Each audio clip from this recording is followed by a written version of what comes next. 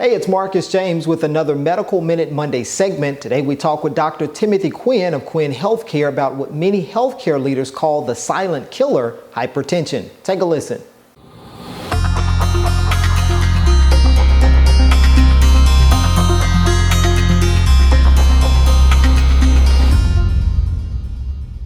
Well, thank you, Dr. Quinn, for joining us today to talk about hypertension. That is one thing that Mississippi suffers from. In fact, over 700,000 Mississippians are faced with hypertension. Let's talk about that this morning. Yes, sir. I mean, this is something that we really need to talk about. Hypertension is called the silent killer, and it's called that for a reason, because a lot of people that have high blood pressure or hypertension, they don't know, because in a lot of cases, we don't have any symptoms until it's too late, meaning that you can have an elevated blood pressure and feel great and everything is great, but then you can suffer a heart attack or a stroke, which are some of the consequences of untreated hypertension. So this is a very important topic. Now, when dealing with hypertension, how do you know if you're faced with this? What are some of the symptoms? Obviously, we know that there are a lot of symptoms, obviously, but what are the main symptoms that you can see if you're sitting at home? Well, for those that do have symptoms, as I said, we cannot wait for symptoms, because in a lot of cases, if you're starting to get symptoms, in a lot of cases, that individual's blood pressure could have been severely elevated for an extended period of time. And now this person is at an even higher risk of having a heart attack or a stroke. But some of these symptoms that a person can experience would be headache, fatigue. They can have a little bit of dizziness. These are some possible symptoms. But as I said, you cannot wait for symptoms. It's advised for everyone to go and get a physical exam at least once a year at the minimum.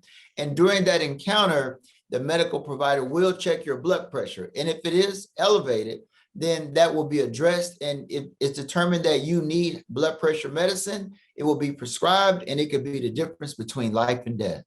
Now, Dr. Quinn, there are some people who may not know what hypertension is. Let's define what that is so people will have a clear understanding of what hypertension is. Most definitely. And I have a resource here, the Mayo Clinic, that my beautiful wife, researcher, brought up, produced for me today. And normal blood pressure is when you have a systolic over a diastolic of 120/80 or less.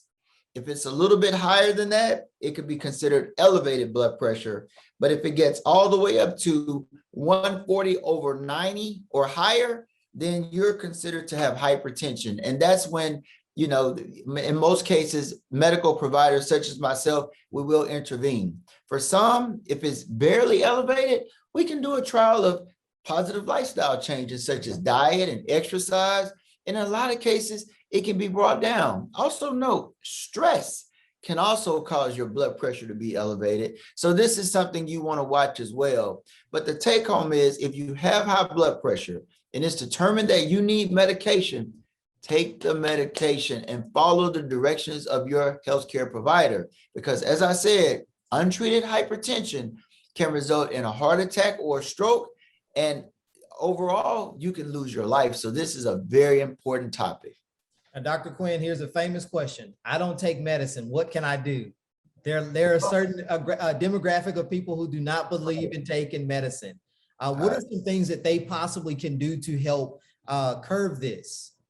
Well, for some, diet and exercise can work for some, but it has to be coordinated with your medical provider. But then there are those out there that have hypertension. And note, hypertension is multifactorial, meaning multiple factors contribute to your hypertension and how bad it is. Diet and exercise are definitely contributors, but also you have to look at the genetic predisposition or the genetic component. If you have a high genetic predisposition for hypertension, meaning maybe your mother had it and your father had it, then there's a high probability that you'll have it so bad or so much that you'll need diet, exercise, and you'll need medication. So for some out there, they need medicine, but that's a discussion that they should have with their medical providers so that the medical provider can better explain it so they can understand. But at the end of the day, you want your high blood pressure treated, because as I said, the side effect of untreated hypertension can be a heart attack or a stroke and or the loss of life. So if you don't do it for yourself, do it for those you love, such as your wife, your children, and all the people in your family and your friends, because at the end of the day, we want everybody to stay alive as long as possible to be on this earth. And flex their muscles, right? That's right. And flex those muscles. Thank you so much for your time, Dr. Quinn. Hey, thank you for having me.